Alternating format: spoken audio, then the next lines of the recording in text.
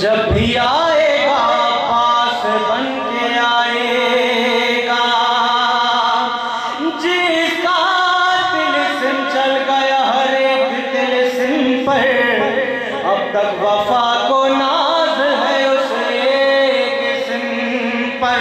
آتا ہے جب جلال علمدار کا خیال، چھالے سے پڑھنے لگتے ہیں دریا کے جسم پر، چھالے سے پڑھنے لگتے ہیں دریا کے جسم پر۔ بر محمد والے محمد صلوات۔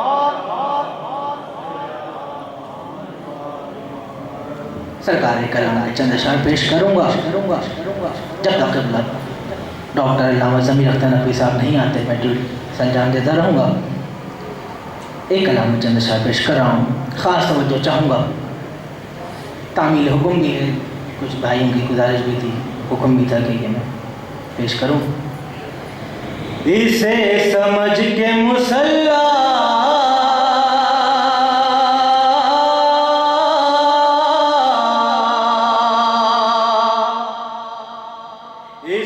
سمجھ کے مسلح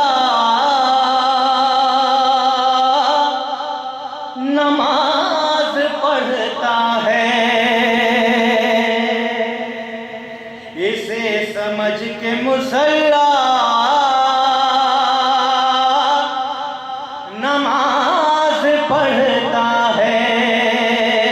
شعر سنیے گا، ہے کربلا یہاں کعبہ نماز پڑھتا ہے، یہ کربلا مولا تو وہ مصلی ہے، یہ کربلا مولا تو وہ مصلی ہے، جہاں پہ عرش مولا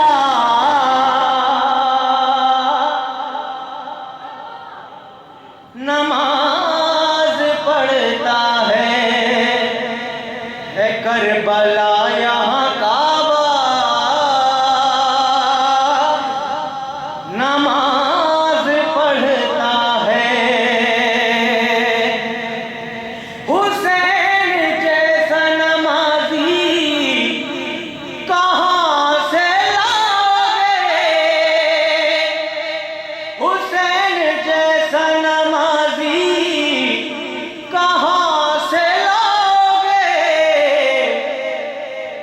حسین جیسا نمازی کہاں سے لاؤگے، حسین تو سر نیزہ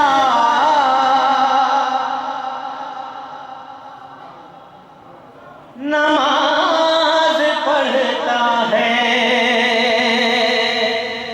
کربلا معلی کی تاریخ ہے کہ جو بھی نبی وہاں گیا پریشان رہا اور وہ کربلا کو بسا نہ سکا۔ کل انبیاء جہاں مل کے وضو بھی کر نہ سکے، کل انبیاء جہاں مل کے وضو بھی کر نہ سکے، وہاں حسین اکیلا نماز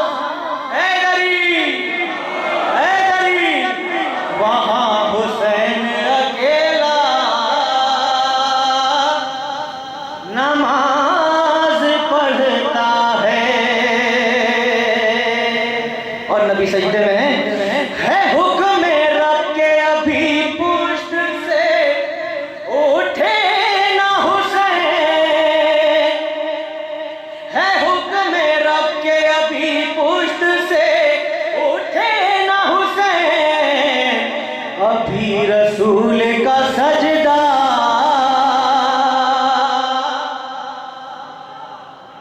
نماز پڑھتا ہے کربلا یہاں کعبہ نماز پڑھتا ہے۔ در بطول مصلی ہے عرش والوں کا، در بطول مصلی ہے اتر کے ستارہ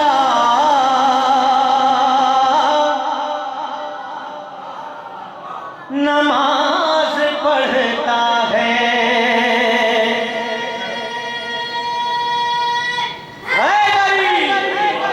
کہاں اتر کے ستارہ نماز پڑھتا ہے۔ اور علی کا شیعہ کیا ہوتا ہے؟ جو علی کا ملک ہوتا ہے، جو علی کا شیعہ ہوتا ہے، وہ کیا ہوتا ہے؟ بنا کے عشق کی ایک جا نماز سولی کو، بنا کے عشق کی ایک جا نماز سولی کو، کٹی زبان سے عقیدہ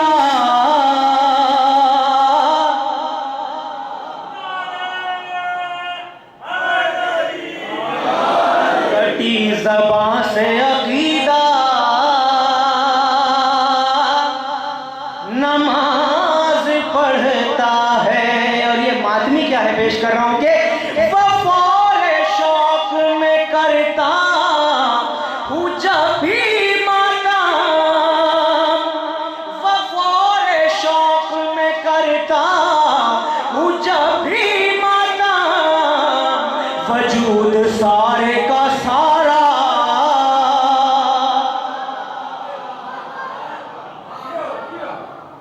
وجود سارے کا سارا نماز پڑھتا ہے۔ پیش کر رہا ہوں، وفور شوق میں کرتا ہوں جب بھی ماتم، وجود سارے کا سارا نماز پڑھتا ہے۔ اور زنجیر زنی کے لیے کافی فتوے آ رہے ہیں کہ زنجیر زنی کرا جائے نہ کرا جائے، لیکن مجھے دلیل تب مل گئی کہ جب میں نے ویڈیو دیکھی کہ حرم مولا حسین میں زنجیر زنی ہوتی ہے۔ کمر پہ ہوتی ہے زنجیر جب بھی سجدہ کناں، کمر پہ ہوتی ہے زنجیر جب بھی سجدہ کناں، ہر ایک خون کا قطرہ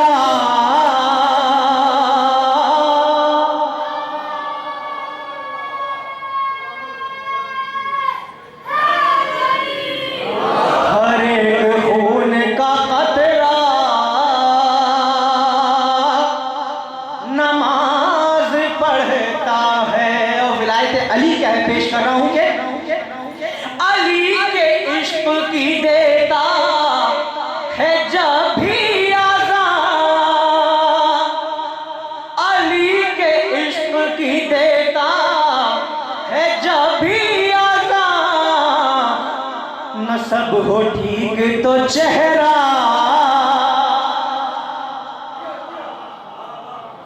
علی کے عشق کی دیتا ہوں جب بھی آزان، نسب ہو ٹھیک تو چہرہ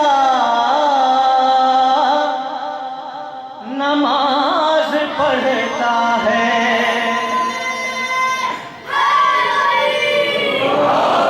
اسے سمجھ کے مسلح نماز پڑھتا ہے۔ اس پورے کلام کا ایک خاص شعر پیش کرنے جا رہا ہوں، ایک ہی شعر ہے جو سرکار وفا کی شان میں ہے۔ سمجھ کے اس کے قدم کو، اس شعر کو سمجھیے گا، سمجھ کے اس کے قدم کو ہی جانماز وفا، سمجھ کے اس کے قدم کو ہی جانماز وفا، جری کے قدموں پہ دریا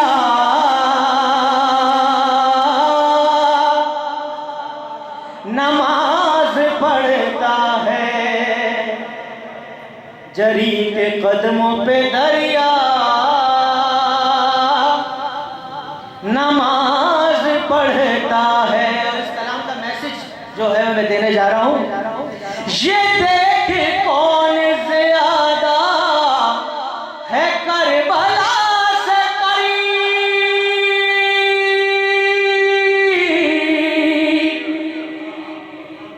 یہ دیکھ کون زیادہ ہے کربلا دیکھ کون زیادہ نماز پڑھتا ہے، یہ دیکھ کون زیادہ، یہ دیکھ کون زیادہ ہے کربلا سے قریب، نہ دیکھ کون زیادہ نماز پڑھتا ہے۔ زمانہ سمجھے نہ معبود اس کو نور علی، زمانہ سمجھے نہ معبود اس کو نور علی، اسی لیے میرا مولا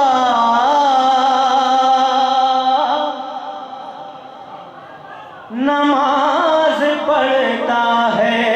پیش کرم، زمانہ سمجھے نہ معبود اس کو نور علی، اسی لیے میرا مولا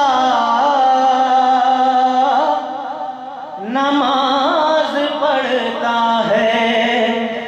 اسے سمجھ کے مصلی نماز پڑھتا ہے کربلا یہاں کعبہ نماز پڑھتا ہے۔ میں محمد علی محمد صلوات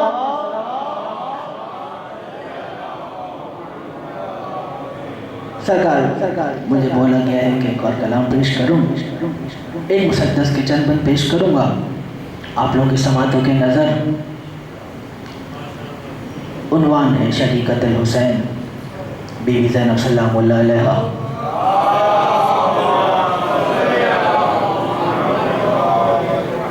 انشاءاللہ تعالیٰ میرا ساتھ دیں گے تو میں کوشش کروں گا کہ مزید بند پیش کر دوں،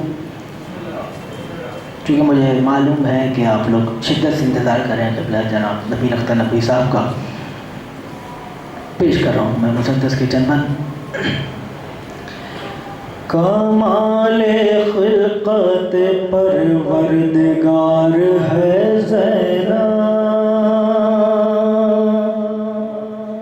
نبی کا مان علی کا وقار ہے زینب، جلال رب کی آئینہ دار ہے زینب،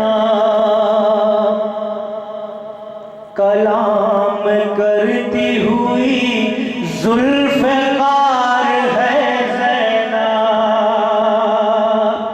جو شاہ کون و مکان ہے یہ اس کی بیٹی ہے، جو اپنے باپ کی ماں ہے یہ اس کی بیٹی، جو اپنے باپ کی ماں ہے یہ اس کی بیٹی ہے۔ بس سنیے گا، علی ولی سا بنایا خدا نے زینب کو، بطول جیسا سجایا خدا نے زینب کو، جنوں میں اپنی جلایا خدا نے زینب کو، یہ سوچ کر ہی بنایا خدا نے زینب کو۔ کیا سوچ کے؟ علی کے خواب کی تعبیر ہو تو ایسی ہو، کوئی حسین کی ہمشیر ہو تو ایسی ہو،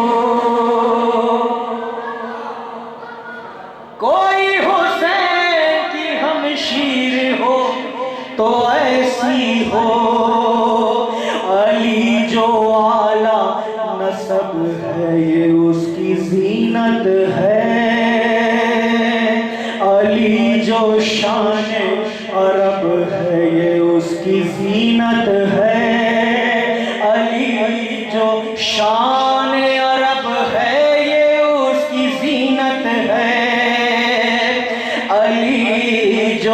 زینت رب ہے یہ اس کی زینت ہے. بیٹھ سنیے گا.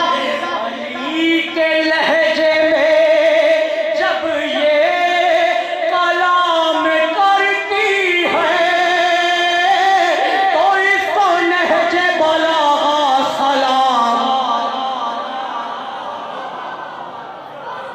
علی کے لہجے میں جب یہ کلام کرتی ہے تو اس کو نہج بلاغہ سلام کرتی ہے.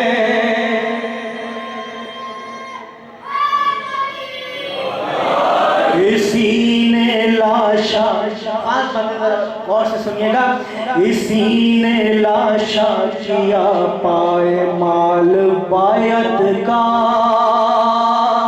اسی نے ذہنوں سے کھرچا خیال بایت کا. کچھ ایسا کر دیا زینب نے حال بایت کا. نہ ہوگا حشر تلک اب سوال بایت کا. ایک بار میں رات حیات بر محمد آل محمد صلوات. اسی نے لاشا کیا پائے مال بایت کا. اسی نے ذہنوں سے کھرچا خیال بایت کا. کچھ ایسا کر دیا زینب نے حال بایت کا. نہ ہوگا حشر تلک اب سوال بایت کا. بس ایک بار میں رات حیات کاٹ دیا. طلب جو کرتا تھا بایت وہ ہاتھ کاٹ.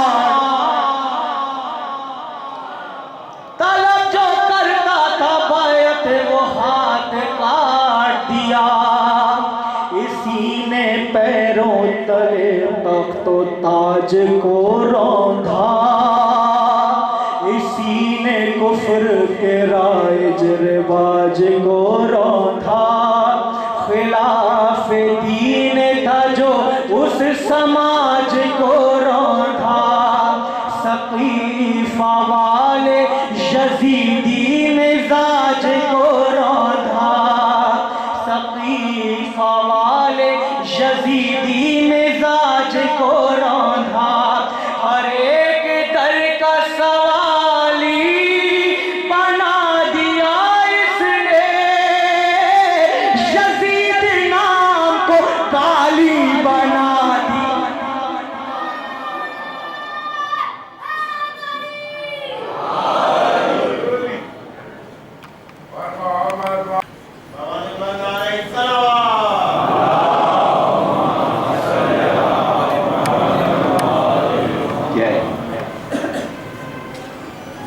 سید محمد شہنشاہ جعفری ابن سید علی جعفر جعفری سورہ فاتحہ.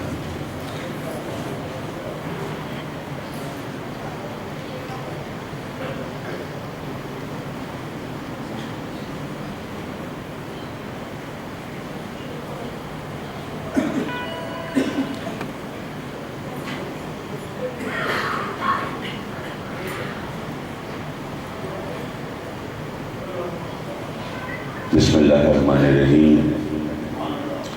تمام تعریفیں اللہ کے لیے. درود اور سلام محمد اور آل محمد.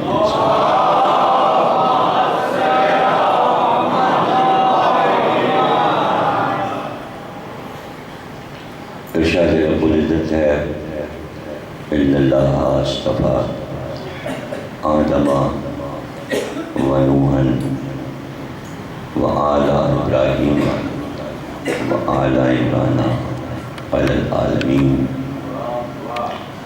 سورہ آل عمران کی آیت ہے جس میں ارشاد ہو رہا ہے اللہ فرماتا ہے کہ ہم نے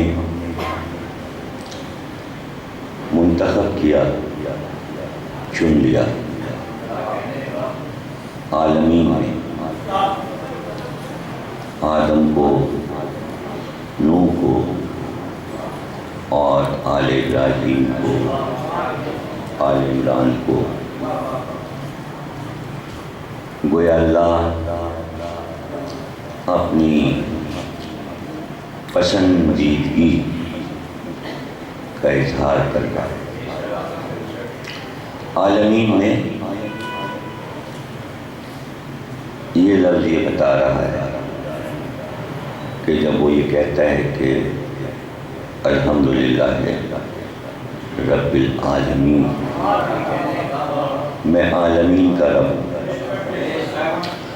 تو اپنے عالمین میں یہ انتخاب کر رہا ہے، دنیا میں نہیں، زمین پہ نہیں، بلکہ عالمین میں، کہ جہاں ایک عالم، ایک دنیا اور جمع ہے عالمین، یعنی بہت سی دنیایں، بے انتہا دنیایں کہ جن کی تعداد کوئی نہیں جانتا، تو وہاں جہاں جہاں ربوبیت ہے اور کہاں نہیں ہے ربوبیت، تو انتخاب یعنی سب کو یہ بتا دیا گیا کہ یہ بزرگ ترین ہستیاں جن کو ہم نے اپنے نظام کو چلانے کے لیے ان کا انتخاب کیا، اس میں آدم ہے، اس کے بعد حضرت نوح ہے، اور پھر ایک فرد نہیں بلکہ آل ابراہیم، اور ان کے بعد بھی فرد نہیں بلکہ آل کل، اور وہ ہیں عمران۔ اب یہاں سوچنے کی بات یہ ہے کہ آدم بھی مشہور ہے، نوح بھی مشہور ہے، حضرت ابراہیم بھی مشہور ہے، لیکن عمران مشہور نہیں ہے۔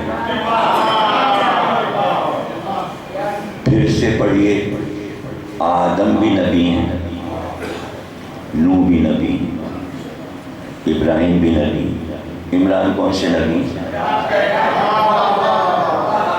اور انتخاب برابر کا ہے، جیسے آدم کو، جیسے نوح کو چنا، جیسے ابراہیم اور آل ابراہیم کو، اسی طرح بالکل عمران اور آل عمران کو چنا عالمین میں۔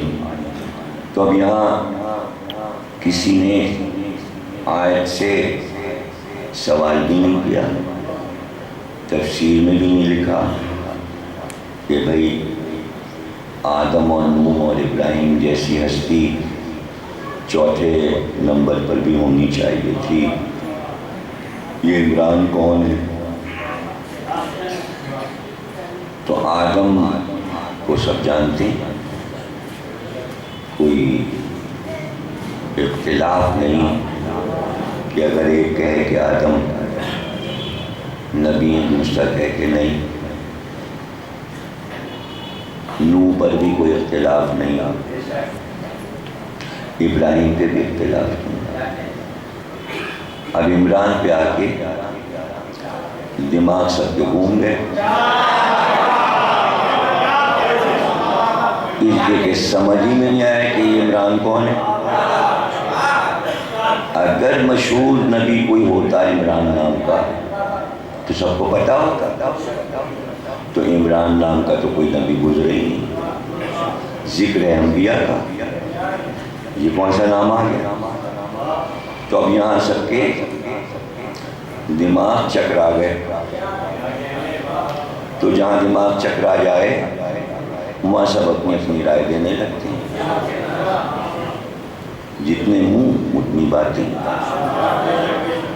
آدم پہ کوئی اختلاف پیدا نہیں ہوا، نوح کے انتخاب پہ کوئی اختلاف پیدا نہیں ہوگا، ابراہیم کے نام پر بھی اختلاف نہیں ہوگا، آدم بھی ایک ہیں، نوح بھی ایک ہے، ابراہیم بھی ایک ہے۔ جب عمران کا مسئلہ آیا تو اب لوگوں نے اپنی رائے الگ الگ دینا شروع کی، اس لیے کہ پتہ ہی نہیں تھا یہ کون ہے۔ اگر پتہ ہوتا تو اختلاف کیوں ہوتا؟ آدم کے نام پر کسی نے یہ نہیں کہا کہ یہاں آدم سے مراد فلاں صاحب ہیں۔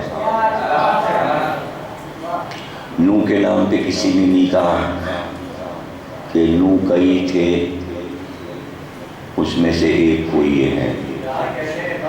ابراہیم کے لیے نہیں کہا مفسر نے کہ بہت سے ابراہیم تھے، اس میں سے ایک، لیکن عمران کا نام جب آیا تو مفسر نے کہا یہ کئی لوگ ہیں،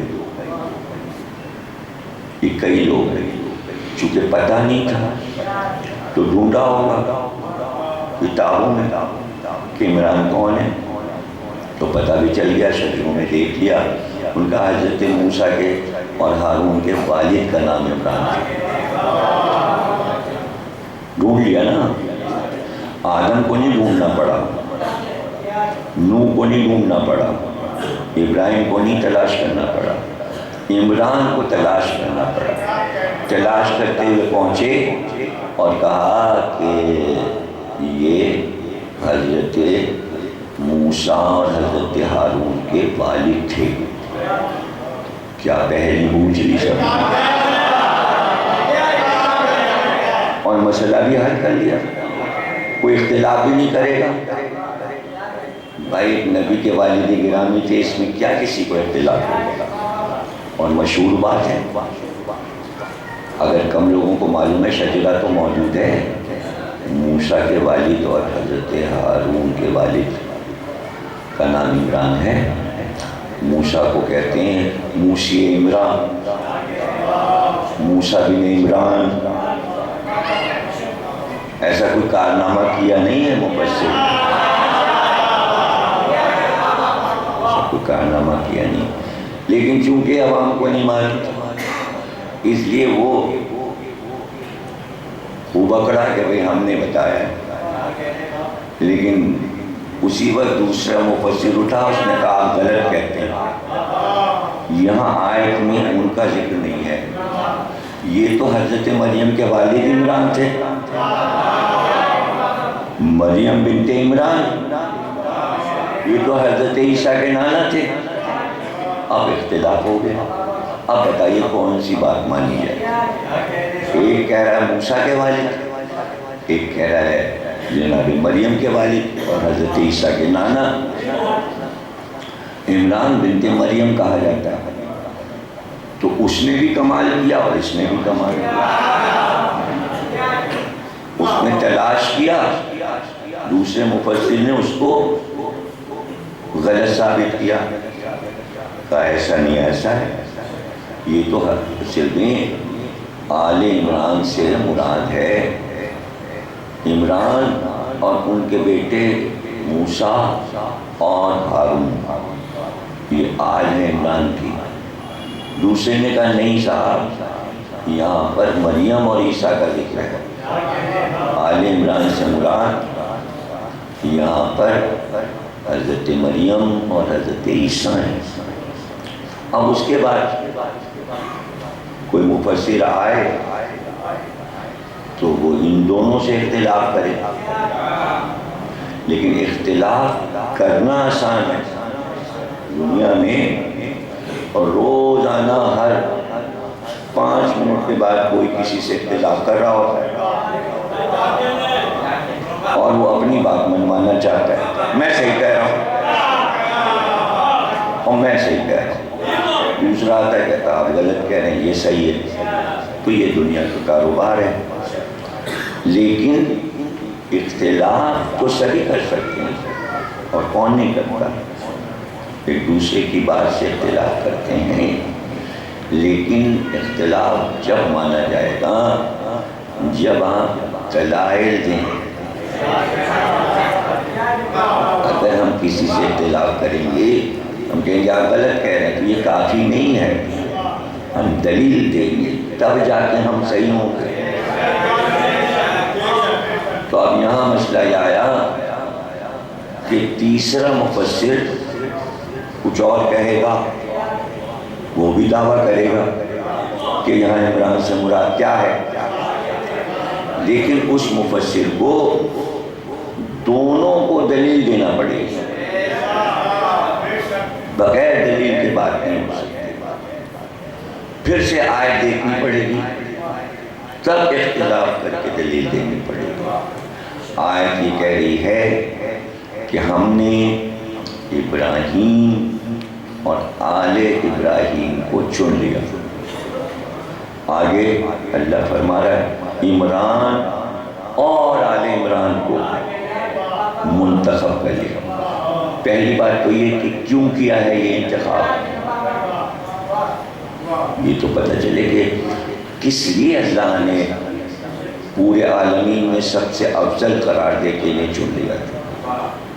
وجہ کیا ہے، کاہے کے لیے چنا جا رہا ہے؟ تو اب ظاہر ہے کہ ایک ایک لفظ آیت میں ہے، تفصیل تو ہے نہیں، تو کچھ سوچنا پڑے گا۔ یعنی قرآن جو یہ کہتا ہے تاخرون، تم غور کیوں نہیں کرتے؟ تو یہ جو غور کرنے کی دعوت قرآن دے رہا ہے، وہاں ادراکا، تمہیں ادراک نہیں، فہم نہیں، سمجھ نہیں، کیوں نہیں غور کرتے؟ ہماری آیات پہ غور کیوں نہیں کرتے؟ تو اب یہ جو غور کی دعوت ہے اس میں ہمیں غور کرنا واجب ہے، کیونکہ دعوت اللہ دے رہا ہے، تو اب غور کیجیے۔ تو جس کی جتنی عقل ہوگی وہ اتنی تو غور کرے گا۔ اسی لیے اللہ کہتا ہے تاقلون، عقل سے کام لو، یعنی جتنی قوت عقل کی ہے وہ سب لگا دو قرآن کی ایک آیت پر، تھوڑی سی استعمال کی اور تھوڑی سی بچا لی تو بات ہی نہیں سمجھ میں آئے گی۔ سوال یہ ہے کہ علم کلام جو ہے جس سے کہ تفاسیر قرآن کو آگے بڑھایا جاتا ہے، تو اس کا طریقہ یہ ہے کہ پہلے سوال قائم کیا جاتا ہے، سوال کے بغیر آپ آگے نہیں بڑھ سکتے۔ تو اب ہم سوال قائم کریں گے، سوال قائم کریں گے کہ آدم کو کیوں چنا۔ اب جب جواب ہم غور و فکر کر کے لائیں گے تب تفسیر آیت کی شروع ہوگی۔ یہ کس نے سکھایا؟ یہ کس نے بتایا کہ آپ پہلے سوال کیجئے، سوال بنائیے، پھر مسئلے کو حل کیجئے۔ تو یہ ہمارے 14 معصومین نے بتایا، ان سے پہلے کسی کو یہ بات نہیں معلوم تھی، اور معصومین نے حکم دیا اپنے پاس بیٹھنے والوں کو، خالی مت بیٹھا کرو، تمہاری شکلیں دیکھنے کے لیے ہم نے نہیں تمہیں یہاں بلایا۔ یہ امام کا حکم ہے۔ امام فرماتے ہیں جب تک بیٹھو سوال کرتے رہو، سوال کرتے رہو۔ اچھا اکثر ایسا ہوتا ہے، عام مجموع میں ہوتا ہے کہ اگر میں کہوں کہ بھئی آپ ذرا کوئی سوال پوچھیے، کوئی صاحب اٹھے سوال پوچھیں، تو اکثر میں نے پوچھا ہے، سب چپ بیٹھے رہتے ہیں، اس کے معنی سوال ہی نہیں ہے کسی کے پاس۔ ایسا میں نے پوچھا مجمع سے، بھئی کوئی تو سوال کیجئے، چپ بیٹھے ہیں سب، اس کے معنی سوال ہے ہی نہیں۔ اچھا مجلس میں آ کے سوال ختم ہو جاتا ہے، مجلس سے باہر نکلے ہو سوالات شروع۔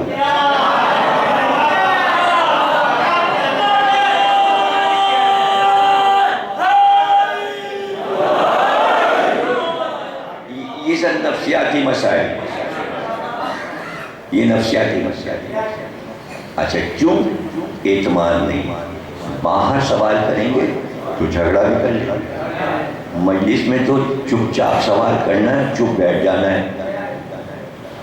تو انہیں پتا ہے کہ سوال کیوں نہ کرو مجلس میں، اس لیے کہ اتنا بڑا مجمع ہے، اگر احمقانہ سوال ہو سب مذاق اڑائیں گے، اور احمقانہ سوال پہ یہاں ڈٹ نہیں سکتے، منہ چھپا کے بیٹھ جانا پڑے گا، چاول کیا ہے مکانہ سوال کر چپکے سے بیٹھ، باہر وہی سوال کریں گے تو اس پہ کریں گے ہٹ درمی، وہاں مجمع تو ہوگا نہیں، ایک کو پکڑ لیں گے اور کہیں گے نہیں ہم صحیح کہہ رہے ہیں ہم صحیح کہہ رہے ہیں ہم صحیح کہہ رہے ہیں۔ یہ سب ہے نفسیات انسانی۔ تو کیا امام نفسیات نہیں جانتے؟ امام کہتے تھے سوال بنا کے گھر سے لایا کرو، سوال بنا کے لایا کرو۔ تو اب وہی فکر جو ائمہ نے دی ہے، یہ جو آپ سنتے ہیں مراجع عالم آیت اللہ، تو ان کے ہاں بھی یہ سسٹم جہاں کے بیٹھ کے منہ نہیں دیکھنا، ان کے ہاں بھی یہ سسٹم ہے کہ جب آپ آئیں آیت اللہ کے پاس سوال لے کے آئے کیوں ہیں؟ خمس لینے آئے ہیں، پیسے مانگنے آئے ہیں، کیا کرنے آئے ہیں؟ تو اب سب کو معلوم ہے فلاں آیت اللہ کے پاس جا رہے ہیں، تو آپ کیا سمجھتے ہیں کوئی آسان ہے آیت اللہ سے ملنا اور ان کے سامنے بیٹھنا؟ بہت مشکل کام ہے۔ تو آپ جا رہے ہیں، جیسے باہر کے ملکوں سے عراق یا ایران کے عالم سے ملنا ہے، تو 1.5-2 مہینے پہلے جو عالم ہوگا، جس کے پاس علم ہوگا، عوام کی بات نہیں، عوام تو بس یہ کہ بھئی زیارت کر لیں دیکھ لیں، وہ وہاں تک جا کہاں سکتے ہیں، اور سب کو عربی کہاں آتی ہے اور سب بات کہاں آیت اللہ کے سامنے کون زبان کھول سکتا ہے؟ وہ تو عالم ہے۔ تو آپ کوئی عالم اگر ملنے جا رہے ہیں تو اس کو پتہ ہے وہاں کے آداب کیا ہیں، تو 1.5-2 مہینے پہلے وہ ایک مضمون لکھے گا کہ آیت اللہ کے پاس جائیں گے تو کیا کیا ڈسکس کرنا ہے۔ یہ سب باتیں دیکھیے، یہ جو نعرے لگاتے ہیں نا مراجع کے، یہ سب آپ کو نہیں پتا، یہ بھی فریضے ہم ہی کو ادا کرنے پڑتے ہیں، اس لیے کہ ان کو ان باتوں کا علم نہیں ہے۔ مثلا ابھی ہمارے سامنے بچوں کے علم ہے کہ مراجع ہمارے آیت اللہ خمینی علی اللہ مقامہ، مراجع آیت اللہ خوئی علی اللہ مقامہ، سب کو نام معلوم ابھی گزرے، ان کے ساتھ آیت اللہ گل پائگانی علی اللہ مقامہ، آیت اللہ عراقی علی اللہ مقامہ، آیت اللہ مرشی علی اللہ مقامہ، آیت اللہ شریعت مدار کاظم شریعت مدار علی اللہ مقامہ، یہ سب برابر کے علم میں، برابر کے بزرگی میں، تقوی میں، پرہیزگاری میں، شکل و صورت میں، تمام علوم پر عبور، یہ سب ہمارے دور میں گزر گئے۔ بچوں نے بھی دیکھا، بچوں نے بھی سنا۔ اس سے پہلے جو نام میں نے گنوایا، یعنی آیت اللہ خمینی، آیت اللہ خوئی سے پہلے جو ہمارے عالم تھے وہ آیت اللہ محسن حکیم تھے۔ ہم نے ان کا بھی دور دیکھا، ہم نے ان کا بھی دور دیکھا، اور ان سے پہلے آیت اللہ بروجردی علی اللہ مقام، ہم نے ان کا بھی دور دیکھا۔ یعنی بروجردی کے دور میں ہمارا بچپن تھا، یعنی ہم 10ویں کلاس میں پڑھتے تھے ہم، جب ان کی وفات ہوئی آیت اللہ بروجردی کی، اور ہم اس وقت لکھنؤ میں تھے، تو سینکڑوں مجلسیں ان کی وفات پر ہوئی۔ اس کے بعد مقرر ہوئے آیت اللہ محسن حکیم علی اللہ مقام، تو ان کا پورا دور ہم نے دیکھا وفات تک۔ تو اب ان سے ملنا، دیکھیے وزیر اعظم سے ملنا آسان ہے، صدر سے کسی ملک کے ملنا آسان ہے، ان سے ملنا آسان نہیں۔ اس لیے کہ جو جائے گا تو اس کے پاس بھی تو کچھ مال ہو۔ بھئی اگر انہوں نے ایک سوال کر لیا تو جواب دینے کی قوت تو ہو۔ اچھا پھر بولنا اور بات کرنا تو بہت مشکل بات ہے، چہرہ دیکھ کے لرزہ طاری ہو جاتا ہے، بولے ہی نہیں جاتا، بولا نہیں جاتا، بات نہیں کی جاتی، تو بات کیسے ہوگی؟ تو کتنا مشکل ہے۔ اچھا پھر وہ اکیلے ہوتے ہیں، پورا سیکریٹریٹ ہوتا ہے، ادھر پرائیویٹ سیکریٹری بیٹھا ہے، ادھر دوسرا بیٹھا ہے، ایک انگلش والا بیٹھا ہے، ایک عربی والا، ایک فارسی والا، ایک فرینچ والا، ایک جرمنی والا، اور پتہ نہیں کس ملک کا آ جائے تو وہ بات کرے گا، ڈائریکٹ نہیں آیت اللہ بات کریں گے۔ آپ کا کیا مسئلہ ہے؟ بتایا، انہوں نے چھپ کے آیت اللہ کو بتایا، آیت اللہ نے جواب دیا۔ یہ وہاں کا آپ کو پروٹوکول بتا رہا ہوں، چونکہ میں نے دیکھا ہے، گیا ہوں، اس لیے مجھے پتہ ہے کہ کیا سسٹم ہے۔ تو وہاں بات کرنا، زبان کھولنا کتنا مشکل ہے۔ تو اب عالم ہی بات کر سکتا ہے، عوام نہیں کر سکتا، کیا بات کریں گے؟ اس لیے کہ عوام آئے گا تو اپنا مسئلہ لے کے آئے گا۔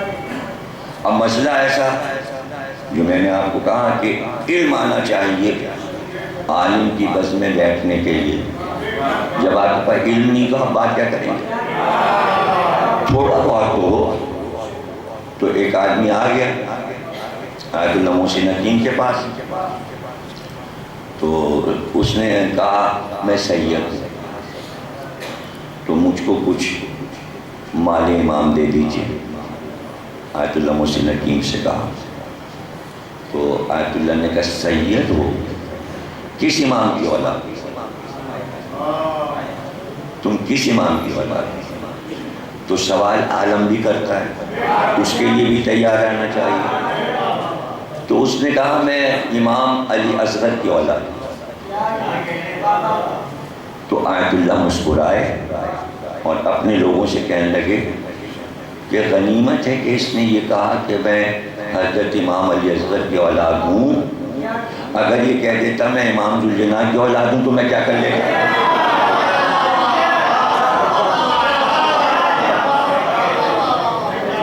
تو جانے والے نے یہ نہیں پوچھا کسی سے کہ وہاں بز میں بولوں گا کیا، مجھے تو وہاں سید کہنا ہے اور مال امام لینا ہے پوچھ کا۔ اب اس کو یہ نہیں پتا تھا کہ آیت اللہ کیا پوچھ لیں گے کہ تم کون سے سید ہو۔ تو تیاری ذہنی ہوتی ہے عالم سے بات کرنے کے لیے۔ تو جو ملنے جاتے تھے وہ مہینے ڈیڑھ مہینے پہلے سوال نامہ بنا لیتے تھے، یعنی ایجنڈا کہ بات کیا کریں گے، اس لیے کہ عالم اس سے خوش ہوتا ہے جو اس سے علمی گفتگو کرے، اور جو جاہلانہ گفتگو کرتا ہے آدمی اس سے الجھتا ہے، ہٹاؤ ہے نا، ضد بحث کر رہا ہے۔ تو اس لیے تیاری کے ساتھ عالم کے پاس جانا ہے۔ تو اب رشید ترابی جا رہے ہیں بھائی آیت اللہ محسن حکیم سے ملنے، تو اب ڈیڑھ مہینے پہلے وہ تیاری کریں، پوچھیں گے کیا کیا۔ کہ اگر کوئی ایسی بات پوچھتے ہیں کہ جو عام ہے تو آیت اللہ سوچیں گے یہ تو پورے پاکستان کا خطیب بنا ہوا ہے اور یہ مجھ سے اتنی چھوٹی سی بات پوچھ رہا ہے، تو وہاں علم میں ہلاکت ہے۔ اگر علم نہ ہو تو عوام کو بیوقوف بنا رہا ہے، تو سارے مجمع کو ہلاک کر رہا ہے، اس لیے کہ نیم حکیم اور نیم ملا ہے، تو یہاں وہ گمراہ کر رہا ہے۔ تو وہ بات کھل جائے کہ بھئی یہ کام کیا کر رہے ہیں جو ایسے سوالات کریں، خود ان کو تو معلوم نہیں، پورے پاکستان کو ممبر پہ بیٹھے کیا بتا رہے ہیں۔ تو تیاری ایسی ہو کہ آیت اللہ بھی یہ سوچیں کہ سامنے والا تیار ہے ہمارا علم سننے کے لیے۔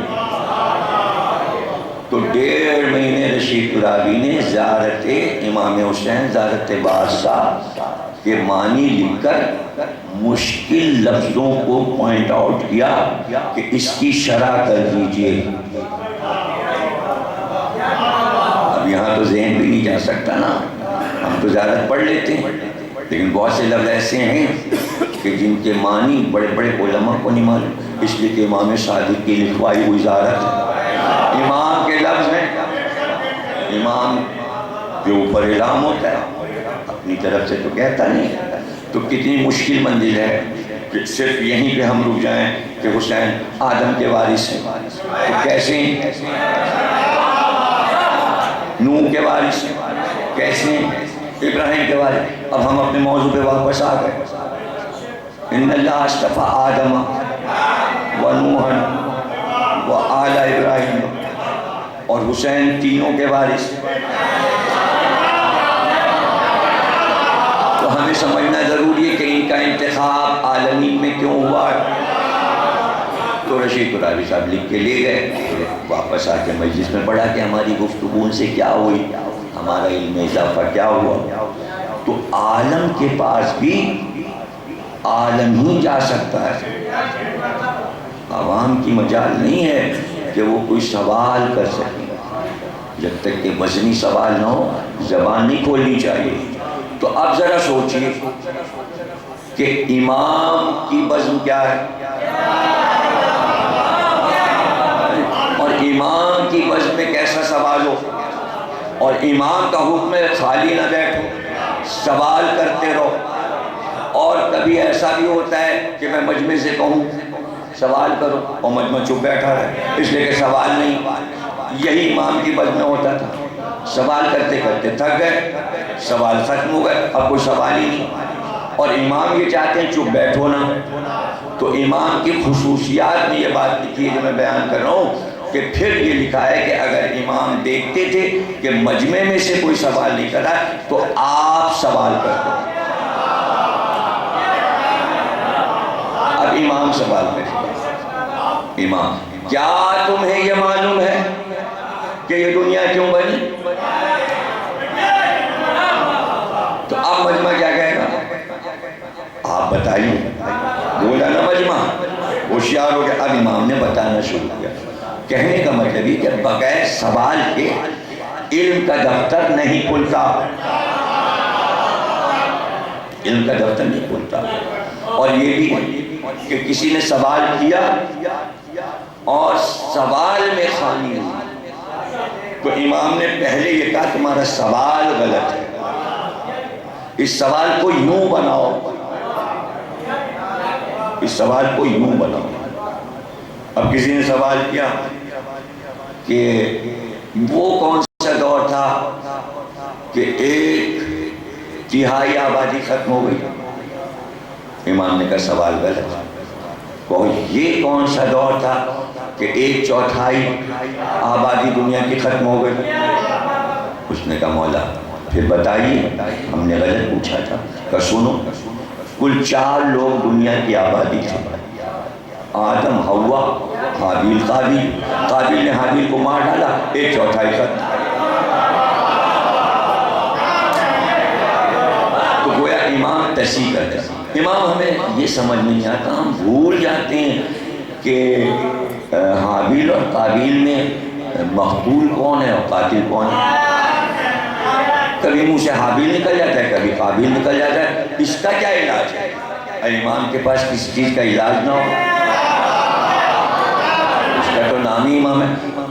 آپ نے کہا مشکل نہیں ہے، دیکھیے وہ مشکل سمجھ رہا تھا.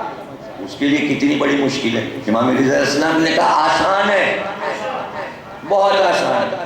کہا بھئی یاد کر لو، کبھی نہیں بھولو گے. قاف سے قاتل، قاف سے قابیل، ہے سے حابیل، ہے سے ہلاکت. اب قاف سے قاتل، قاف سے قابیل، پھر کبھی نہیں بھولا. اب یہ امام ہی بتا سکتا ہے، اس لیے کہ علم لدنی کا مالک ہے. تو امام سوال کرتا ہے اور سوال میں سوال کرتا ہے، سوال میں سوال. عیسائی آ گئے، امام رضا اس نے کہا عیسیٰ تو خدا تھے، خدائی ان کے ہاتھ میں تھی. آپ نے کہا اچھا، تو یہ تو بتاؤ کہ عیسیٰ نے کبھی زندگی میں 1 رکعت نماز نہیں پڑھی، نہ کبھی روزہ رکھا. یہ میں آپ کو علم کلام سمجھا رہا ہوں، پھر میں آیت پہ واپس آؤں گا. پہلے ذہن میں آ جائے کہ گفتگو کے طریقے ائمہ نے کیا کیا سکھائے ہیں، آداب گفتگو علمانہ کیا ہے، علم کی گفتگو کیسے ہونی چاہیے، یہ ہمارے ہر امام نے سکھایا کہ اپنی بزم کو کیسے سجاؤ۔ تو آپ نے کہا نہ وہ نماز پڑھتے تھے نہ وہ روزہ رکھتے تھے۔ اب سوال اس کی طرف پلٹ دیا امام، تو ایک دم وہ غصے میں آ گیا، غصے میں آ گیا، وہ کہنے لگا آپ ایسا کہہ رہے ہیں، آپ کی کتاب قرآن موجود ہے، اس میں لکھا ہے کہ زہد عیسیٰ کا زہد اتنا تھا، رات رات بھر نمازیں پڑھتے تھے، رات رات بھر رکوع و سجدے کرتے تھے، روزے پر روزے رکھتے تھے۔ تو آپ نے کہا اگر خود خدا تھے تو کس کی عبادت کرتے تھے، روزہ کس کے لیے رکھتے تھے؟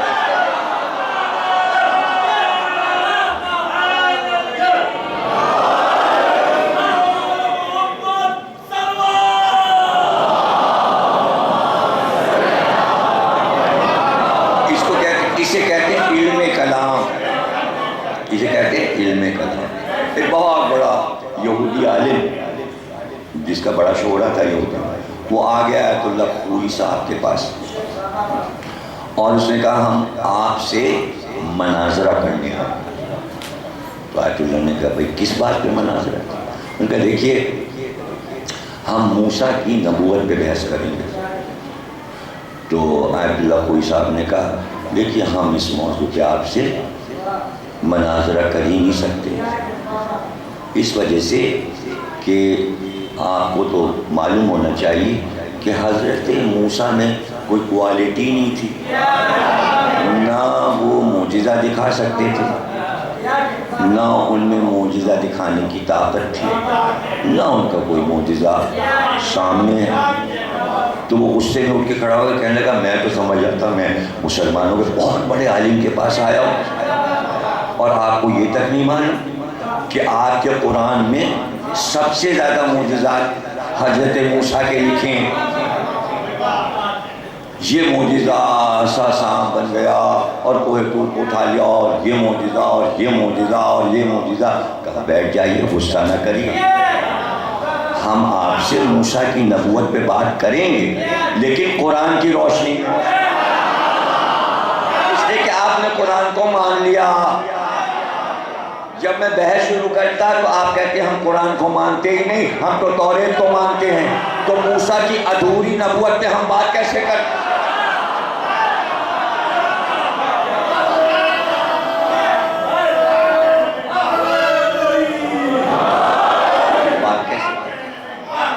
یہ علم کلام بتایا میں نے۔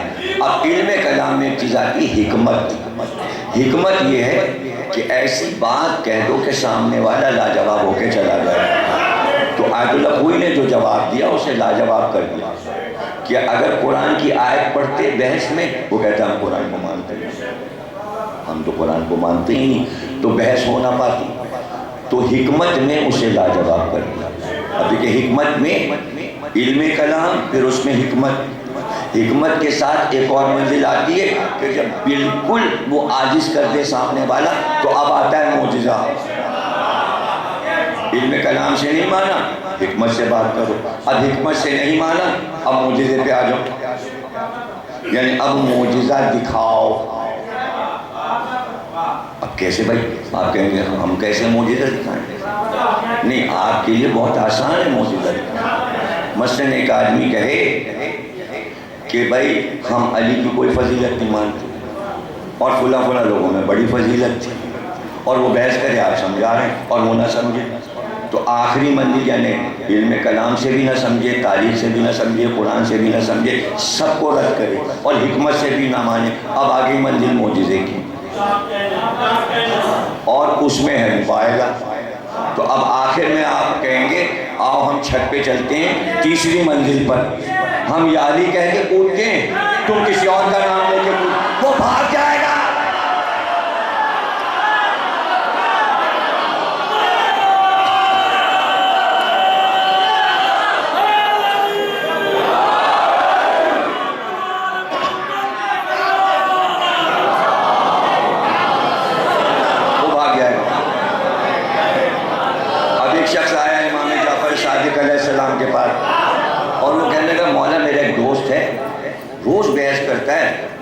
علی پہ میں کوئی آیت پڑھتا ہوں، کہتا ہے یہ علی کے لیے نہیں، میں دوسری آیت نہیں یہ علی کے لیے نہیں، عاجز کر دیا اس نے۔ میں حدیثیں پڑھتا ہوں، کہتا ہے یہ مستند نہیں ہے۔ اب بتائیے میں کروں کیا؟ اس نے تو مجھے پریشان کر دیا، اتنا پریشان ہے کہ امام اس کی پریشانی دیکھ لیں۔ امام نے کہا اچھا اب یہ کرنا کہ اب جب وہ آئے اور تمہاری کوئی بات نہ مانا تو زورین کے درمیان، زور اور عصر کے درمیان اس سے کہنا تم آ جانا، اور پھر کسی بلند مقام پر صحرا میں اس کو لے جانا، اور ہاتھ اس کا زور سے پکڑے رہنا، چھڑا کے نہ بھاگے، اس کو پتہ نہ ہو کہ تمہارا کیا ارادہ ہے۔ ایسی دوستی میں ہاتھ پکڑے اوپر چڑھ جانا، جب بلندی پہ پہنچنا تو ایک بار آسمان کو دیکھنا اور دیکھ کر کہنا بھائی تو میری کوئی بات نہیں مانتا، اب میں نے یہ طے کیا ہے کہ ہم اور تو آسمان پر نگاہ کر کے اللہ سے یہ کہیں کہ ان دونوں میں جو حق ہے اسے چھوڑ دے اور جو باطل ہے اس پہ آگ گرا، بھاگنے نہ پائے۔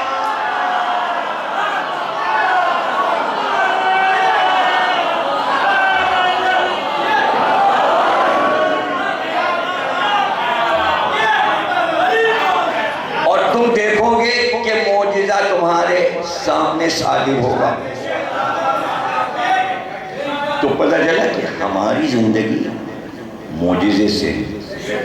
تو اب ظاہر ہے کہ آیت اللہ اور عالم جب آپ کربلا مولا جائیں تو باب قبلہ سے نکلیں، اور باب قبلہ سے سیدھی سڑک جو ہے وہ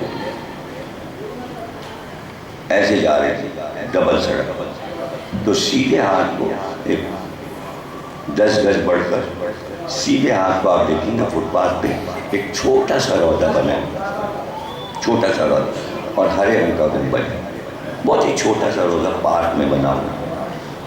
تو وہ روضہ ہے آیت اللہ فہد ہلی کا، بہت بڑے عالم گزرے ہیں نجف کے، تو ان کا مقبرہ بنا ہوا۔ تو میں بھی ان کی زیارت کو گیا تھا، تو مجھے ایک آیت اللہ لے کے گئے تھے زیارت کرانے، تو میں نے ان سے پوچھا کہ یہ آیت اللہ فہد ہلی کی شہرت کس بات سے؟ تو انہوں نے کہا ان کی شہرت ایک واقعے سے، یہ جو دفن ہے یہ ان کا باغ تھا، اسے اپنے باغ میں دفن ہے، اور یہاں سے یہ سڑک نکل گئی روضہ امام حسین علیہ السلام کی، تو یہ روزانہ صبح اٹھ کے اپنے باغ میں کدال سے زمین کھودتے رہتے تھے، اور یہاں درخت لگا رہے ہیں، یہاں درخت لگا، ان کا دن بھر یہی کام تھا، پیڑ لگانا، پتوں کو دیکھنا، پھولوں کو دیکھنا۔ تو ایسی کدال بڑی لمبی والی جس سے زمین کھودتے ہیں، زمین کھود رہے تھے، ایک یہودی عالم آ گیا کہ ہم بہت دور سے آپ سے ملنے کے لیے آئے ہیں، آپ کا پتہ لگا کے، تو سوال کرنا ہے۔ تو وہ ایسی کام اپنا کرتے ہیں، کہنے فرمائیے کیا پوچھنا ہے آپ؟ کہنے لگے کہ دیکھیے یہ جو حضرت موسیٰ کے معجزات آپ کے قرآن میں ہیں، بڑے بڑے، کتنے بڑے بڑے معجزے، ایسے معجزات جو قرآن میں حضرت موسیٰ کے موجود ہیں، آپ لوگوں کے جو امام تھے اور پیغمبر تھے کوئی معجزہ قرآن میں ان کا ذکر نہیں آیا، نہ رسول اللہ کا کوئی معجزہ قرآن میں ہے، نہ حضرت علی کا کوئی معجزہ قرآن میں ہے، اور ہمارے حضرت موسیٰ کے کتنے معجزے قرآن میں ہیں۔ وہ تب بھی نہیں مخاطب، وہ اپنا کام کرتے رہے۔ تو اس نے کہا کہ انہوں نے کہا اچھا حضرت موسیٰ کا سب سے بڑا معجزہ کیا ہے؟ ایسی کام کرتے ہیں، پوچھا انہوں نے حضرت موسیٰ کا سب سے بڑا معجزہ، ان کا حضرت موسیٰ کا سب سے بڑا معجزہ یہ ہے کہ انہوں نے عصا کو اژدہا بنا دیا۔ کیا یہ بھی کوئی بڑا معجزہ ہے؟ اب اٹھے وہ، اب وہ حیران ہو کے ذرا پیچھے ہٹا، ان کا جلال دیکھ کے کہنا آپ کیسی بات کر رہے ہیں، یہ بڑا معجزہ نہیں، کہنے یہ کچھ بھی نہیں ہے، یہ کیا معجزہ حضرت موسیٰ نے دکھا دیا، عصا پھینک دیا، اژدہا بن گیا، ارے یہ تو مجھے بھی آتا ہے، یہ کہہ کے کدال جو پھینکی تو وہ اژدہا بن گیا، وہ بھاگا۔ کہنے یہ تو میں بھی کر سکتا ہوں۔ تو انہوں نے کہا اس لیے ان کا مقبرہ امام حسین کے روضے کے سامنے یہ واقعہ اسی باغ میں ہوا. اگر وہ کدال کو واپس نہ بلا لیتے تو اژدہا دوڑا لے جاتا. تو علم کلام، پھر اس میں حکمت، پھر اس میں مباہلہ، پھر اس میں معجزہ. بات سمجھ گئے آپ؟ تو امام کہتے تھے کہ بھئی پوچھو، تم نہیں پوچھیں ہم پوچھیں، سوال قائم کریں. تو تفسیر قرآن جو لکھی گئی وہ اس طرح لکھی گئی کہ پہلے سوال قائم کیا گیا. تو اب یہاں آیت میں ہے آدم کو کیوں چنا. تو اب سوال آئے گا کہ آدم کو اس لیے اللہ نے انتخاب کیا عالمین میں کہ آدم پہلے بشر، پہلے نبی، شروعات انسانیت، اس لیے منتخب. اب پھر سوال قائم ہوگا حضرت نوح کو کیوں انتخاب کیا گیا. اب سوال آئے گا حضرت نوح پہلے نبی جن کو شریعت عطا کی گئی، یعنی آدم سے نوح تک بیچ میں جو نبی ہیں انہیں شریعت نہیں ملی. وہاں شریعت نہیں ہے، اور شریعت نہیں ہے تو وہاں آپ کی شریعت لاگو نہیں ہوگی، وہاں پہ بھی لاگو ہوگی. تو اب شریعت پہلی بار یعنی عمل شروع کرو اسلامی احکامات پر سب سے پہلے نوح. اس لیے چونکہ پہلے شارح نبی ہیں اس لیے ان کا انتخاب کیا. ہر ایک کا ایک ایوارڈ ہے. ابراہیم کو کیوں چنا؟ اس لیے کہ حضرت ابراہیم وہ نبی ہیں کہ جن کے پاس نبوت بھی، رسالت بھی، خلیل یعنی خلت بھی، اور پھر آخری عہدہ دیا گیا انی جاعلک للناس اماما، ہم نے تمہیں انسانیت کا امام بنایا. تو ابراہیم کے پاس نبوت، رسالت، خلت، امامت، چار بڑے عہدے، اس لیے ان کو چن لیا. تو اب اسٹیٹس آپ نے دیکھ لیا. آدم پہلے نبی، کیا بڑا رتبہ ہے. نوح پہلے شریعت ساز، کیا بڑا عہدہ ہے. حضرت ابراہیم کے پاس چار بڑے منصب، نبوت، رسالت، خلت، امامت، اور اس کے بعد کہا عمران کو چنا جس کو کوئی جانتا ہی نہیں. اب اگر موسیٰ کے والد ہیں تو وہ نبی نہیں، اگر وہ مریم کے والد ہیں تو نبی نہیں. تو بڑے آدمی کے بعد چھوٹا کیسے چنا جائے گا؟ ایسی کوئی بات پتہ چلے کہ جیسے اسٹیٹس آدم سے نوح کا بڑھا، نوح سے ابراہیم کا بڑھا، اب ابراہیم سے بھی بڑا اسٹیٹس عمران کا ہونا چاہیے. تو اب ایسا عمران ڈھونڈو جو نبی کو بھی پالے اور امام کو بھی پالے، جس کی گود میں نبوت بھی ہو، امامت بھی ہو. وہ ابو طالب کے علاوہ کوئی.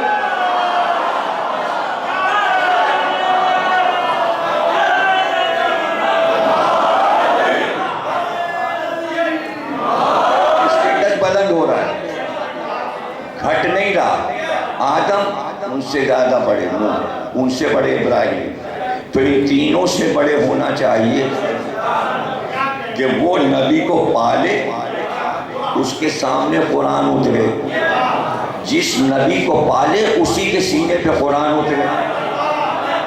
اسٹیٹس بلند ہو. اور پھر وہ ابو الائمہ، 12 اماموں کا باپ. تو موسیٰ کے والد 12 اماموں کے باپ نہیں ہیں، کہ مریم کے والد 12 اماموں کے باپ نہیں ہیں. تو اب تیسرے مفسر نے کہا بھائی یہ نہیں ہے موسیٰ کے والد، یہ نہیں ہے عمران کے والد، ان کا بھی نام عمران، لیکن یہاں پر وہ والے عمران ہیں جو حضرت علی کے والد ہیں. ابو طالب کنیت ہے، طالب کے باپ، نام عمران تھا. چونکہ کنیت اتنی مشہور ہوئی تو لوگ نام بھول گئے. تو قرآن نے کہا کنیت سے پکارے جا رہے اور نام بھول گئے، اب ہم قرآن میں نام لکھ دیں گے تاکہ تلاش تو کرو، ڈھونڈو تو. اب مسئلہ دیکھیے آتا ہے اسی میں جو چیزیں میں نے بتا دی، حکمت، علم کلام، مباحلہ، مظاہرہ، مناظرہ، مباحلہ، اسی میں ایک چیز آتی ہے عقلی دلائل، جسے آپ کہتے ہیں کامن سینس، سامنے کی دلیل۔ اب سامنے کی دلیل آیت میں کیا ہوگی؟ سامنے کی دلیل دیکھ، آدم کو چنا، نوح کو چنا، دو اکیلے انسان چنے گئے۔ تیسری منزل پہ آگے تھا ابراہیم کی آل کو چنا، ہے نا؟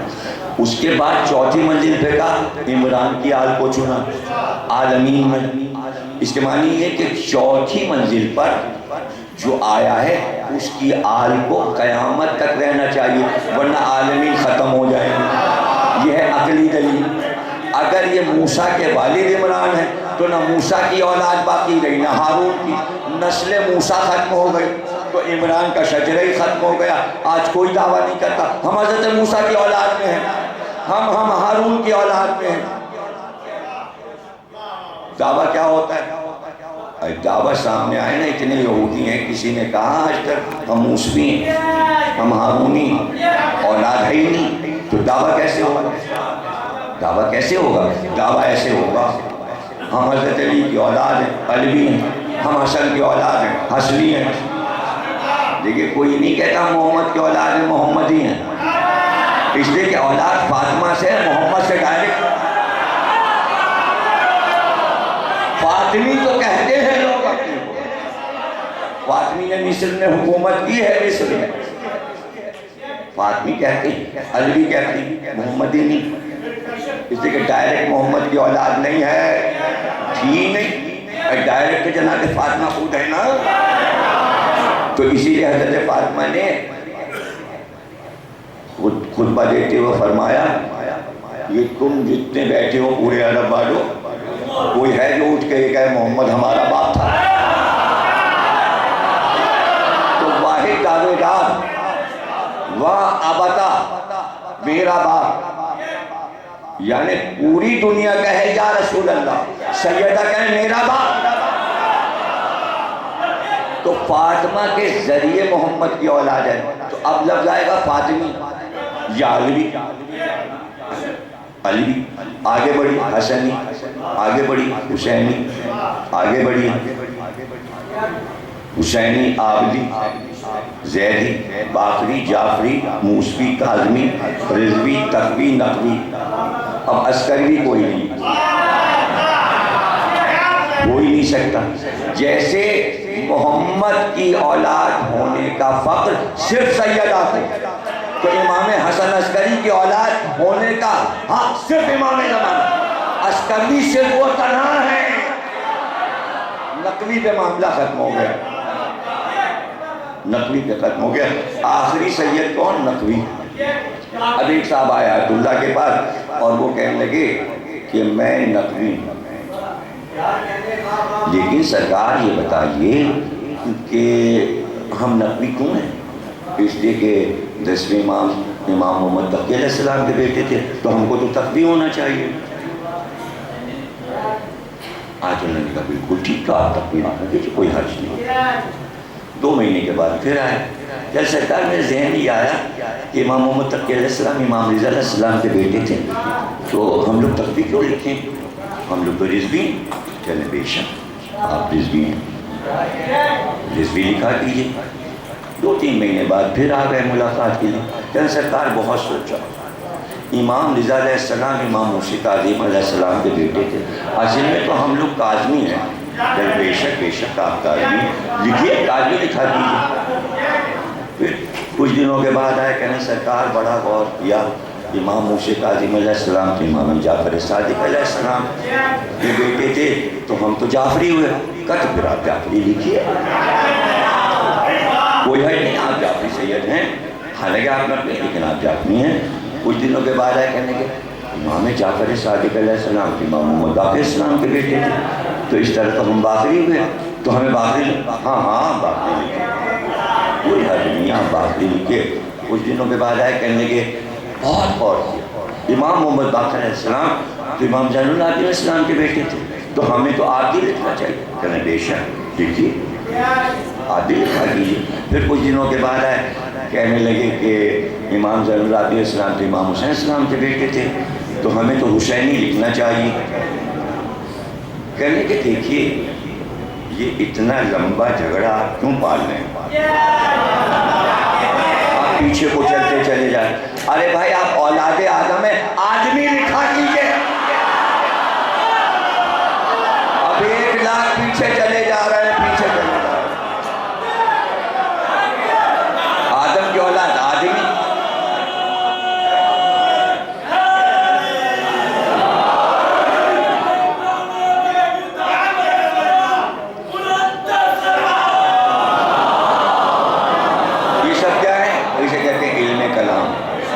اب اس میں آپ نے پورے تقریر کے دائرے میں ایک بات غور کی آپ نے، چاہے فادر علی کا واقعہ ہو یا آیت اللہ محسن حکیم کا واقعہ سنایا کہ کس کی اولاد ہو، ماں دیکھیے فادر علی کیا دیکھیے. امام رضا علیہ السلام کا جو واقعہ سنائے عیسائی کے، جتنے واقعہ سنائے، علم اپنی جگہ، علم اپنی جگہ، لیکن ہر واقعے میں مزاح ہے. نہیں سمجھے آپ؟ تو بحث اور مناظرہ، علم کلام، تفسیر، کچھ بھی ہو، جب گفتگو ہو، موڈ اچھا ہو. اگر غصے اور بدتمیزی سے بات کی، اللہ پسند نہیں کرتا. اس لیے نبی بھی اور امام بھی جب بات کرتے تھے تو مزاح کا پہلو رکھتے تھے، سامنے والا سن کے مسکرائے. یعنی چہرے پہ مسکراہٹ رہے، غصہ نہ آئے. 2 شاگرد لڑ رہے تھے اور سقراط بیٹھا ہوا دیکھ رہا تھا، اور بار بار وہ دونوں پوچھتے تھے استاد حق پہ کون ہے، آپ نے دلائل سنے؟ تو سقراط نے کہا بھائی ایک تو غصے سے بفر کے بات کر رہا ہے اور ایک مسکرا کے جواب دے رہا ہے. جو مسکرا کے بات کر رہا ہے یہ ہے حق پر، جو غصہ دکھا رہا ہے یہ ہے باطل پر. سمجھے آپ؟ یعنی ہم جب گفتگو کرتے ہیں سہولت سے، نہ کسی کو مار رہے ہیں نہ پیٹ رہے ہیں، انجام ہمارا اس پہ ختم نہیں ہوتا ہم تمہیں مار ڈالیں گے. حابیل ہنس کے بات کر رہا ہے، قابیل غصے میں بات کر رہا تھا. وہ غصہ یہاں تک آیا، اس نے قتل کر دیا. پتہ چلا دینی باتوں میں یہاں تک نہ لے جاؤ کہ قتل ہو جائے. ہنستے رہو، مسکراتے رہو، اچھے موڈ میں بات کرو. تو اب جو آپس میں بھی بحث ہو رہی ہے شیعوں میں، تو ایک گروپ چڑھا چلا جا رہا ہے، مار ڈالیں گے اور یہ کر دیں گے اور وہ کر دیں گے، اور ہم مسکرا رہے ہیں. اس لیے کہ ائمہ نے یہی تلقین کی ہے، نبی نے اسی طرح بات کی ہے. تو آپ اس سے اندازہ کر لیجئے حق پر کون ہے. کہاں بھی ہو رہی، کہیں بھی بحث ہو رہی، کہیں بھی ہو. تو جہاں زبردستی منوایا جائے، کہ زبردستی جب دلائل آپ کے کمزور ہیں، کمزور دلائل آپ زبردستی منوانا، تو کئی برس سے یہ ہو رہا تھا نا، زنجیر کا ماتم حرام ہے، قمع کا ماتم حرام ہے. جب آیت اللہ بشیر نے کہہ دیا تھوک کرو، اب کیا ہوا؟ مراجع نے کہا نا، مراجع نے کہا. اور کہاں سے کہا؟ نجف سے کہا. مشہد، کاظمین، کربلا، جہاں جہاں امام ہے. نجف اشرف، نامی اشرف ہے، وہ ایران ہو یا عراق، نجف سے اشرف تو کوئی نہیں ہے. وہاں بیٹھا ہوا آدمی کہہ رہا ہے جہاں شہر ایک کا دروازہ ہے، دروازے سے فتویٰ آیا ہے، دیواروں سے نہیں آیا.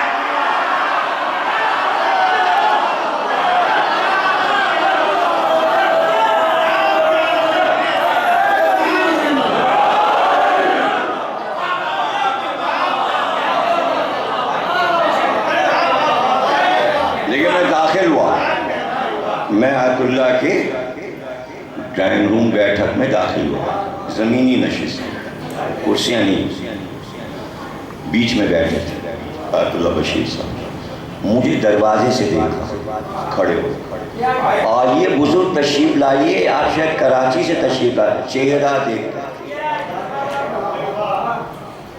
بیٹھے بات چیت کی، سب کو ایک ایک عقیق تحفے دے. اب تک بھی سن لیجیے کس ایج کے حصے میں ان سے بزرگ کوئی آیت اللہ اس وقت نہیں ہے. اور یہ نہیں کہا کہ زنجیر کا ماتم کرو یا کما کا ماتم کرو. 3 بار کا خوب زنجیر لگاؤ، خوب زنجیر لگاؤ، خوب زنجیر، خوب کما لگاؤ، خوب کما لگاؤ، خوب. آگے کیا کہا؟ اور جو اعتراض کرے اس سے یہ کہو تمہارے سر پہ نہیں مار رہے، اپنے سر پہ.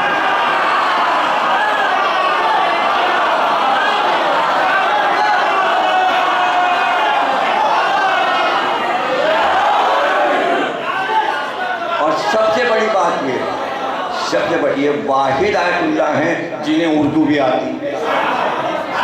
اگر عربی میں تقریر کر دیتے تو لوگ ترجمے میں کہتے یہ تھوڑی یہ کہا، یہ کہا. جس ملک کے لیے کہا اسی زبان میں کہا تاکہ لفظ نہ بدل پائے. اور اپنا اسٹیٹس بھی بتا دیا کہ آیت اللہ خوئی سے میں پڑھا، آیت اللہ محسن حکیم سے میں نے پڑھا. سارے استادوں کے نام پہلے 18 منٹ کی تقریر ہے. اور واٹس اپ پہ اس وقت پاپولر ہے تقریر. کوئی انکار نہیں کر سکتا کہ ہم نے نہیں سنی. ہاتھ میں ہاتھ میں ہاتھ میں ثبوت ہے، کتابوں میں نہیں، اب ہاتھ میں ثبوت.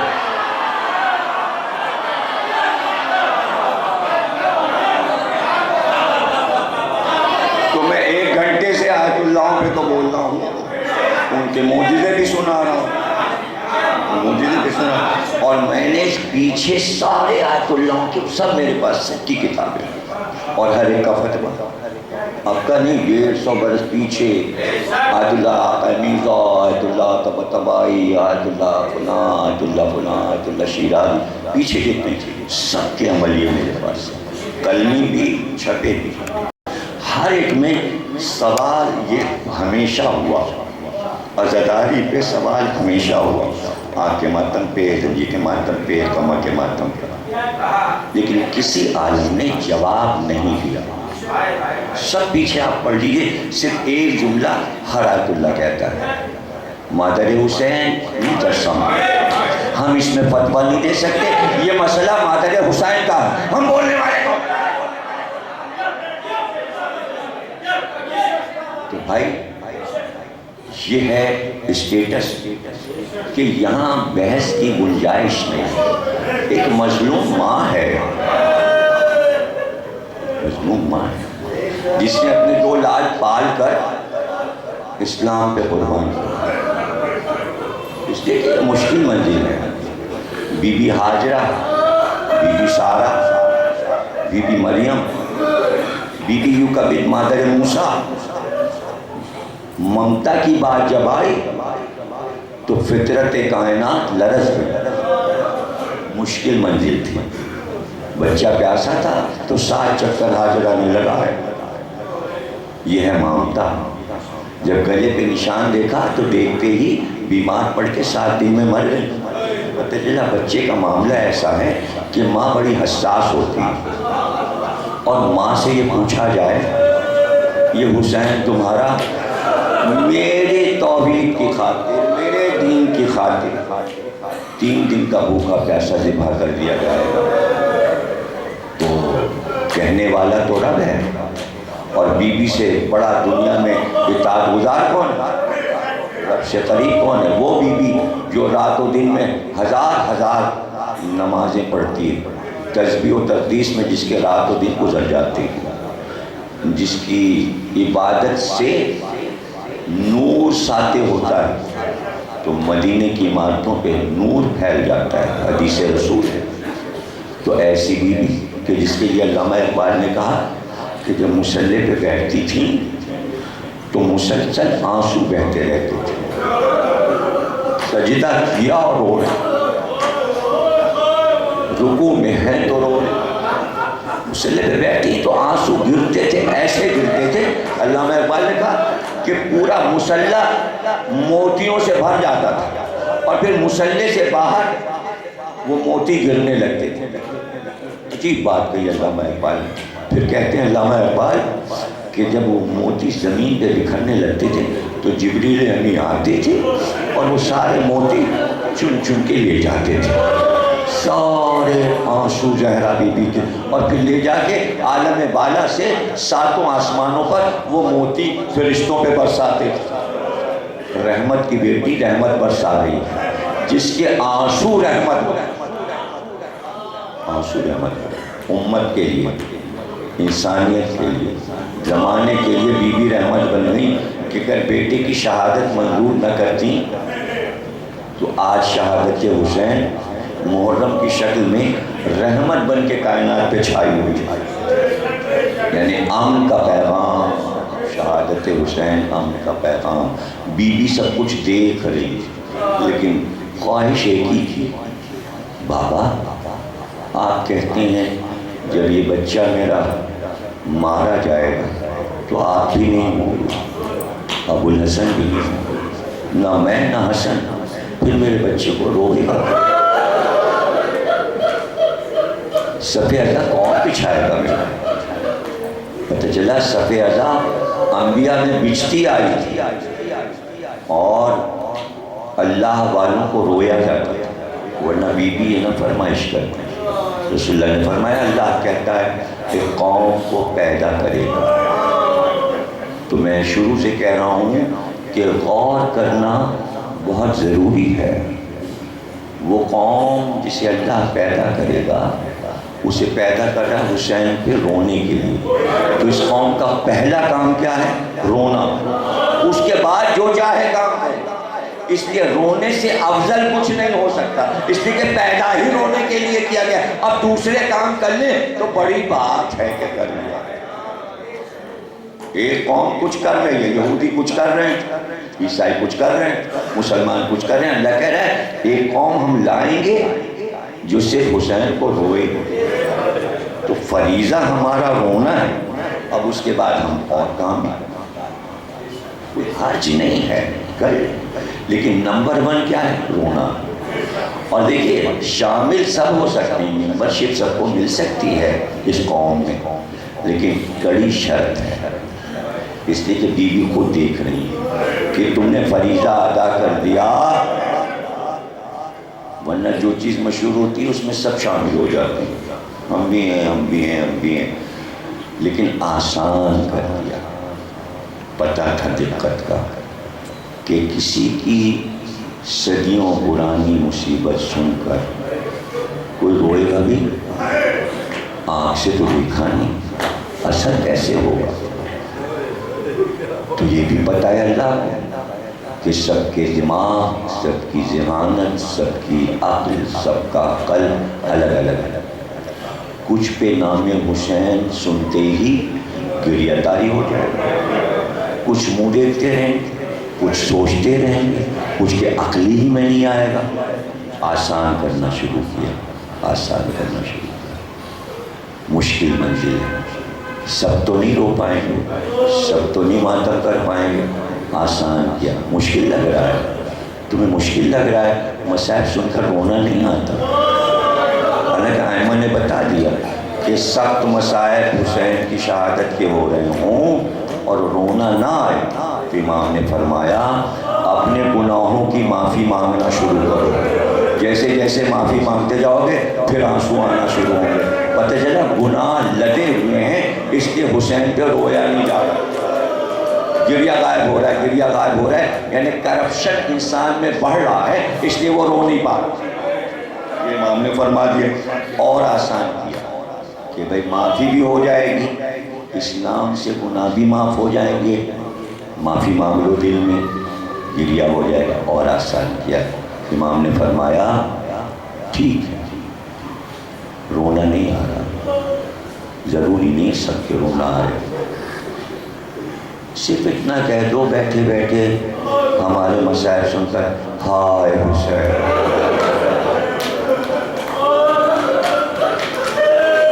فرما دیا ہلکے سے سر پہ ہاتھ رکھ لو، اس لیے کہ پریشانی کا اظہار ہاتھ سر پہ رکھنے سے ہوتا ہے۔ غم کا اظہار کر دیا تم نے، ثواب کے ہم ذمہ دار، ہلکے سے سینے پہ ہاتھ رکھ لو اور ہلکا کیا، کا عمر میں پوری زندگی میں تمہارے اتنا سا آنسو نکل گیا کہ مچھر کا پر اس میں ڈوب جائے، تمہاری بخشش کے ضامن ہم۔ بتائیے اس سے زیادہ آسان کیا ہے؟ اور آسان کیا، کرونا نہیں آتا، ماتم نہیں آتا، سر پہ ہاتھ نہیں مار سکتے، سینے پہ ہاتھ، ایسا کرو رونے والوں کی شکل بنا، شکل سے ظاہر ہو کہ غم زدہ ہو۔ اس لیے حکم ہے کہ عاشور کے دن غم زدہ ہو، چہرے سے ظاہر ہو کہ تم غم میں مبتلا ہو۔ کیا یہ بھی نہیں آتا؟ اور آسان کر دیا، غم طاری نہ ہو تو اپنے کسی عزیز رشتہ دار کی میت یاد کرو کہ جب اس کا جنازہ اٹھا تھا تو تم کیسے روئے تھے۔ عزیز کا مرنا یاد کرو، اس کا غم بھی شامل ہو جائے گا غم حسین میں۔ یہ بھی مشکل ہے۔ دیکھیں کائنات میں اس سے زیادہ دین میں آسانیاں نہیں ہیں جتنی میں بتا رہا ہوں عزاداری میں۔ پھر فرمایا کہ اچھا یہ سب نہیں کر سکتے، اتنا کر لو، اتنا کر لو، مجلس سے نکلو باہر، پیاس لگی ہے جاؤ بڑھ کے پانی پی لو، لیکن یاد رکھنا جیسے ہی پانی پینا زور سے کہنا ہائے حسین کی پیاس۔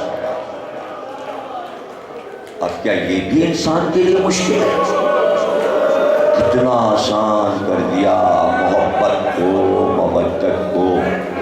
اور پھر اگر دیکھیں نا محبت کی منزلیں ہیں کہ محبت میں اتنا ڈوب گئے میر انیس اور مرزا غبیر کہ خود بھی روئے، کائنات کو رلا دیا، زبان کو رلا دیا، لفظوں کو رلا دیا۔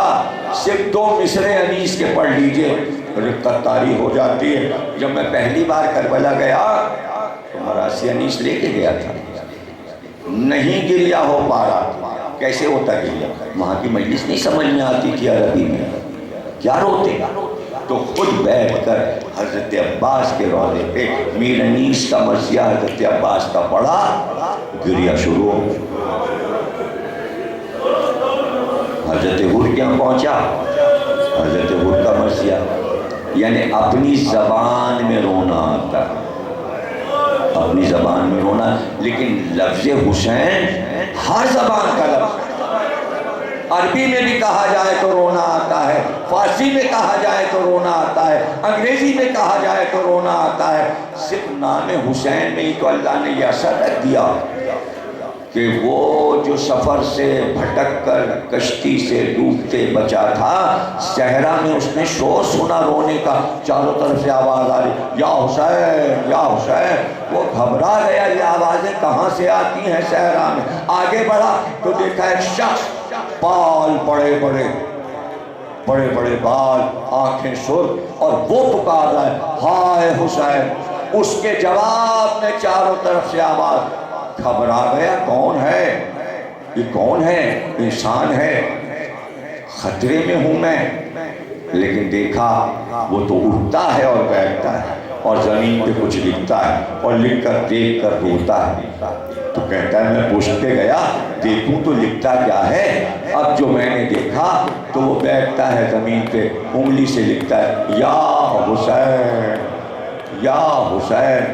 جب مولا کا نام نظر آیا اب ہمت ہوئی، یہ تو ہمارا، ہمیں ڈرنا نہیں چاہیے۔ ہم سامنے آ گئے، ہم نے سلام کیا، اس نے حیرت سے ہم کو دیکھا اور دیکھ کر کہا تم یہاں کہاں؟ یہاں تو انسان نہیں آ سکتا۔ کہا میری کشتی ڈوب رہی تھی، میں تو بہتا ہوا یہاں آ گیا۔ آپ کون ہیں؟ میں ظافر جن۔ میں وہیں بیٹھ گیا، میں نے ہاتھ جوڑے، میں نے کہا آپ ظافر جن ہیں؟ میں نے تو کتابوں میں آپ کا حال پڑھا ہے، بہت سنا ہے، ہم نے تو یہ سنا کہ کربلا میں آپ تھے تو آپ نے تو حسین کو دیکھا ہے، حسین کی باتیں آپ نے سنی ہے، اگر آپ اپنے زبان سے کربلا سنا دیں۔ کہ اب ہمت نہیں ہے کہ ہم کربلا سنا سکیں، ہمت نہیں ہے کہ ہم کربلا۔ تو کہتے ہیں میں وہیں زمین پر ہاتھ جوڑ کے بیٹھ گیا اور میں نے کہا آپ کو دور دندان رسول کی قسم علی کے 12 سر کی قسم، امام حسن کے جگر کے 72 ٹکڑوں کی قسم، آپ کو حسین کے سر کی قسم، آپ کو سیدہ بی بی کے شکستہ پہلو، آپ کو جناب محسن کے لاشے کی قسم، آپ کو علی اصغر کے ہمیں بتائیے کربلا میں کیا ہوا تو برداشت نہیں کر سکے گا۔ بس 2-4 جملے، انجمن کا پروگرام ہے، لشکر عباس سالانہ مجلس، ظاہر ہے کہ ہر ایک کی خواہش ہوتی ہے کہ گریہ ہو، آپ نے گریہ کیا، تقریر نورانی ہوئی، 2-4 جملے سن لیجئے، بارہا پڑھی ہے یہاں کاظم نے بھی پوری روایت، لیکن ذکر آ گیا تو 2 جملے ادا کر دوں۔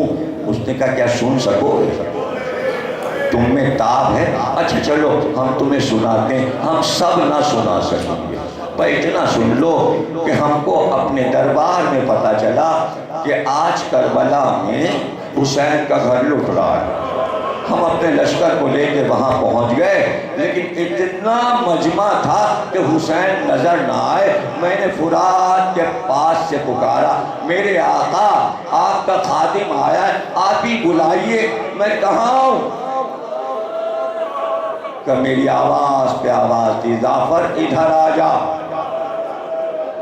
علی اکبر میری آنکھوں کا نور لے گئے، لیکن چاہنے والوں کو پہچانتا ہوں۔ جب میں قریب پڑھا تو میں نے دیکھا ذوالجناح کے گرد آدم، نوح، ابراہیم، موسیٰ، عیسیٰ، پیغمبر، حضرت علی، جعفر طیار، جناب حمزہ سب پڑھے تھے۔ میں نے کہا حضور میں قریب کیسے آؤں؟ وہ بڑے بڑے لوگ کھڑے ہیں، انہیں ہٹا کے آ نہیں سکتا۔ تو میرے حسین نے سب سے کہا جبریل ذرا راستہ تو دو، میرا تعزیہ دار آ رہا ہے، جو میرا غم منائے گا وہ آ رہا ہے۔ یہ میرے ذکر کو زندہ رکھے گا، اس کو راستہ دو۔ کہتا ہے میں آگے بڑھا تو میں نے منظر یہ دیکھا کہ رکاب سے ایک پیر نکال کر حسین نے پشت ذوالجناح پہ رکھا تھا، لیکن میں نے دیکھا کہ سیدھے ہاتھ کو بار بار دباتے تھے، اور پہلو میں امام حسن کھڑے تھے اور کہتے تھے بھائی کیا درد زیادہ ہے؟ میں آگے بڑھا، میں نے کہا یہ آپ سیدھے بازو کو کیوں دبا رہے ہیں؟ کیا بات ہے؟ تو کہا جعفر یہ درد نہیں، شکل زندگانی ہے، یہ ہمارے اصغر معصوم کی نشانی ہے۔ بارلا اس عبادت کو قبول فرما، ہمیں کوئی غم نہ دے، ہمیں جو بیمار ہے انہیں شفا عطا فرما، جو مر گئے ان کو بخش، امام زمانہ کا ظہور فرما، ظہور میں تعدیل فرما، بحق محمد اور آل محمد، ماتم حسین